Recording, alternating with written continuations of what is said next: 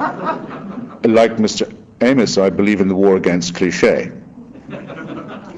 And so what was my horror when I was arrested by the Communist Secret Police at a meeting of the Charter 77 forces in a private apartment. And when I asked them, what is the charge, I was told, we're not telling you. I ended up mentioning Kafka after all in that piece. And having quit Pyongyang, I was obliged to use the word Orwellian. I'll just close my last sentences on this. In some respects, the North Korean nightmare falls short of Orwell's dystopia. The regime is too poor and too inefficient to provide telescreens or even wireless sets to most of its subjects. In some respects, however, it is infinitely more forbidding. Winston and Julia would have had no chance at all for a moment of private delight in the countryside, let alone the lease of a crummy flat in some anonymous proletarian quarter of town.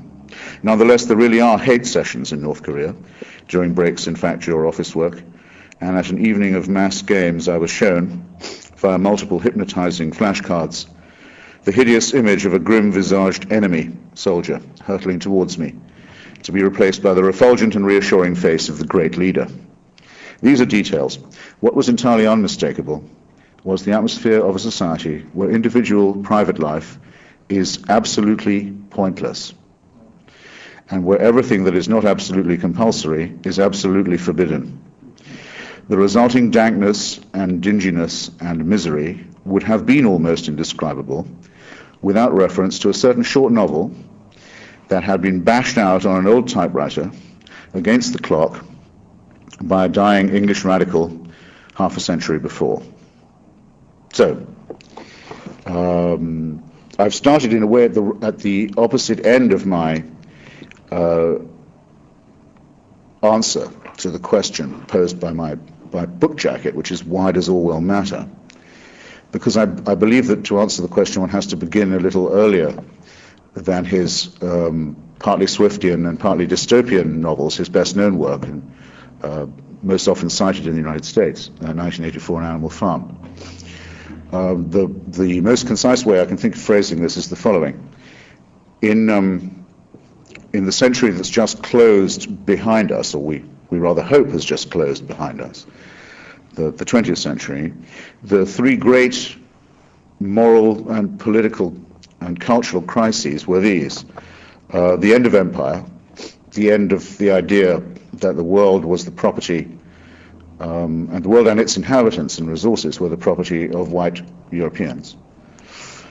The question of fascism and National Socialism, the threat to civilization that was posed by that, and the delusions of Stalinism. George Orwell, I propose, as the only writer, the only, some would say, public intellectual, the only person who managed to get all three of these questions right.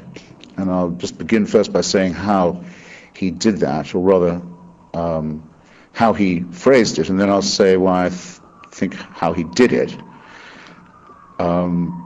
He was a British colonial official, having had a fairly standardized, what we call in England, conventional upbringing. We call it conventional because it applies to only about 5% of the population, I think, which is why we say public school when we mean private. It's another way of making Americans feel at home when they visit.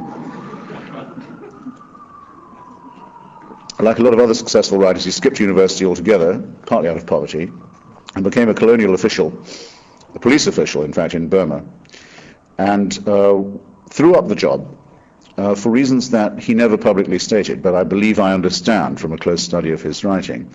I think that he thought that if he kept on with the job, he would become a sadist, that he would become a robot, that he'd understood something very essential about what Nietzsche called the master-slave relationship, and also the other term that's often used rather cheaply, exploitation. It was one thing to notice that the British kept Burma forcibly underdeveloped in order that its economy would be a blood bank for the British economy. That was something, in a sense, any fool could see. But there was exploitation of another kind as well, and it took the following form. The most educated, the most integrated, the most sophisticated, the most qualified Indian or Burmese man, however anglicized he may have become, would never be allowed as a member of the English club to come and have lunch or dinner or a cocktail in a European company. That would never happen. But the least qualified, least literate, and least assimilated Burmese woman could be allowed into any Englishman's bungalow, though only by the back door.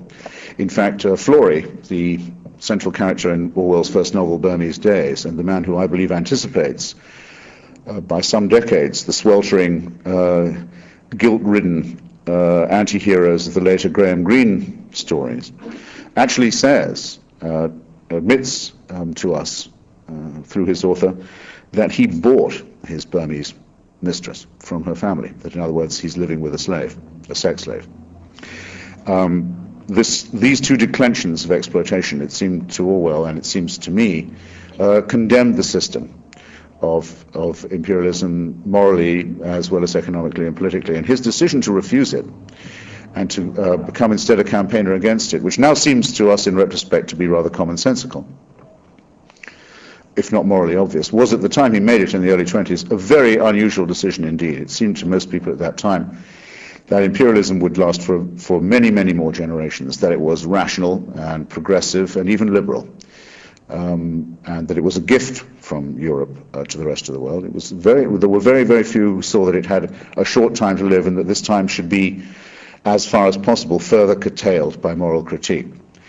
And with that step, Orwell took the side of the underdog and the oppressed for the rest of his life.